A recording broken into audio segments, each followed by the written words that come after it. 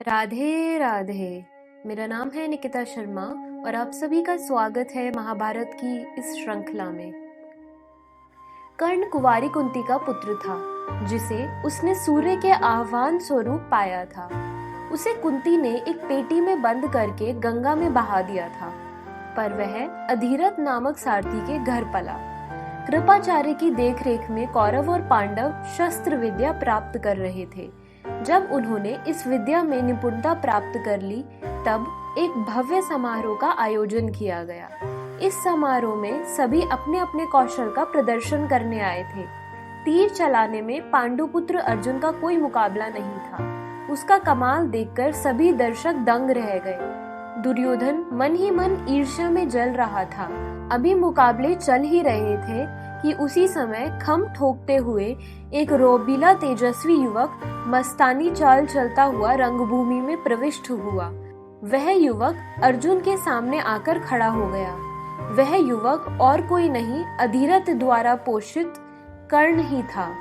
उसके कुंती पुत्र होने की बात किसी को मालूम न थी। आते ही उसने अर्जुन को ललकारा, अर्जुन, तुमने जो करतब यहाँ दिखाए हैं, मैं उनसे बढ़कर कौशल दिखा सकता हूँ। क्या तुम इसके लिए तैयार हो? इस चुनौती को सुनकर दर्शक मंडली में खलबली मच गई। दुर्योधन को विशेष राहत का अनुभव हुआ। उसने उठकर कर्ण का स्वागत किया और बोला, कहो कर्ण, कैसे आए? हम तुम्हारे लिए क्या कर सकते हैं? कर्ण ने कहा, मैं अर्जुन से द्वंद्व युद्ध और आपसे मित्रता करना चाहता हूँ। कृपाचार्य ने कर्ण को सूत पुत्र कहकर द्वंद्व युद्ध की बात काटते हुए कहा, एक राजकुमार से द्वंद्व युद्ध करने का अधिकारी केवल राजकुमार ही हो सकता है, पर वह तुम नहीं हो। इस पर दुर्योधन तुरंत बोल उठा, यदि ऐसी बात है तो मैं कर्ण को अंग देश का राजा घोषित करता हूँ। यह कहकर दुर्योधन ने सभा भवन में ही कर्ण का राज्याभिषेक कर दिया। अर्जुन ने कर्ण से कहा, कर्ण, तुम वीर हो, पर मत समझो कि वीरता का वरदान केवल तुम्ही को मिला है। प्रतिद्वंदी कोई भी हो, अर्जुन पीठ दिखाना नहीं जानता। अर्जुन की यह गर्वोक्ति कर्ण के मन में चोट दे गई। कुंती कर्ण को देखते ही पहचान गई। वह भय और लज्जा के मारे बेहोश हो गई। विदुर दासियों की मदद से उसे होश में लाए। कृपाचार्य ने उठकर कर्ण से कहा, हे वीर युवक, पांडुपुत्र कर्ण तुमसे द्वंद्व युद्ध करने को तैयार है, किंतु पहले तुम अपना परिचय तो दो। कुल का परिचय पाए बिना राजकुमार द्वंद्व युद्ध को तैयार नहीं होते। इतने में एक बूढ़ा सारथी अधीरथ, जिसने कर्ण को पाला था, लाठी टेकता हुआ, भय से कांपता हुआ सभा भवन में प्रविष्ट हुआ। अब तक कर्ण अंग देश का राजा घोषित हो चुका था। उसने अपना धनुष नीचे रखकर और बूढ़े पिता को मानकर उसके सामने अपना सिर झुकाया। यह देखकर भीम कह कहा मारकर हंस पड़ा और बोला, सारथी के बेटे, तुम धनुष छोड़कर हाथ में चाबुक लो, तुम्हें वही शोभा देगा। भला तुम कब से अर्जुन के साथ द्वंद्व युद्ध करने के योग्य हो गए? यह सब देखकर सभा में खलबली मच गई। सूरज डूबने लगा था। सभा वर्जित कर दी गई। कर्ण की दानवीरता। कर्ण के जीवन में एक और घटना घटी। एक बार इंद्र ने कर्ण के साथ छल किया। वह बूढ़े ब्राह्मण का वेश बनाकर अंग नरेश कर्ण के पास आया। उसने कर्ण के जन्मजात कवच और कुंडलों को भिक्षा में मांगा। इंद्र को इस बात का डर था कि कर्ण की शक्ति आगे चलकर अर्जुन के लिए मुसीबत का कारण बन सकती है, अतः उसने कर्ण की ताकत कम करने के लिए यह भिक्षा मांगी थी। कर्ण को सूर्यदेव ने पहले से ही सावधान कर दिया था कि इंद्र कुछ ऐसी चाल चलने वाले हैं, परंतु कर्ण दानवीर था और वह इसे किसी भी कीमत पर कलंकित नहीं कर सकता था। यह जानते हुए भी कि इंद्र ब्राह्मण के वेश में उसे धोखा दे रहे हैं, कर्ण ने अपने कवच कुंडल निकालकर उन्हें दे दिए। कर्ण की इस अद्भुत दानवीरता से इंद्र भी चकित रह गए।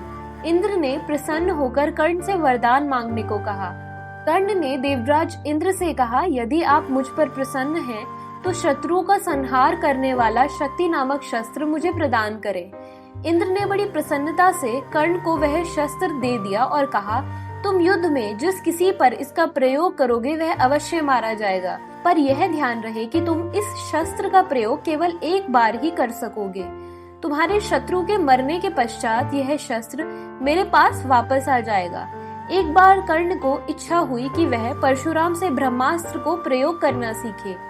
वह ब्राह्मण के वेश में उनके पास जा पहुंचा। परशुराम ने ब्राह्मण समझकर उसे अपना शिष्य बना लिया।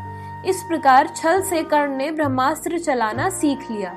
एक दिन की बात है, परशुराम कर्ण की जांघ पर सिर रखकर सो रहे थे।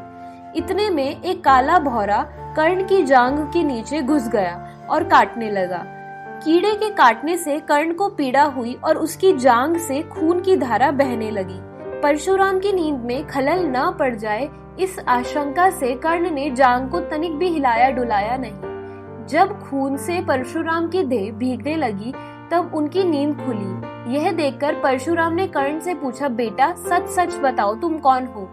तब कर्ण सच को छुपा न सका।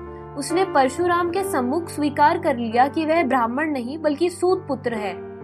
यह जानकर परशुराम को बड़ा क्रोध आया। उन्होंने कर्ण को शाप देते हुए कहा, क्योंकि तुमने अपने गुरु को धोखा दिया है, अतः तुमने जो विद्या मुझसे सीखी है वह तुम्हारे काम नहीं आएगी। ऐन वक्त पर तुम उसे भूल जाओगे। युद्ध भूमि में तुम्हारे रथ का पहिया पृथ्वी में धंस जाएगा। परशुराम का यह शाप आगे चलकर सच साबित होकर रहा। कुरुक्षेत्र के मैदान में अर्जुन के साथ युद्ध करते समय वह ब्रह्मास्त्र विद्या को भूल गया। फिर भी उसने अंत समय तक दुर्योधन का साथ नहीं छोड़ा। आचार्य द्रोण के घायल होने के उपरांत कर्ण को ही कौरव सेना का सेनापति बनाया गया। उसने 2 दिन तक अद्भुत कुशलता के साथ युद्ध का संचालन किया। अंत में परशुराम के शाप ने असर दिखाया। कर्ण के रथ का पहिया जमीन में धंस गया। वह अपना धनुष बाण रखकर जमीन में धंसा पहिया निकालने का प्रयास करने लगा। तभी अर्जुन ने उस पर प्रहार कर दिया। जब माता कुंती ने यह समाचार सुना तो उन्हें बड़ा दुख हुआ।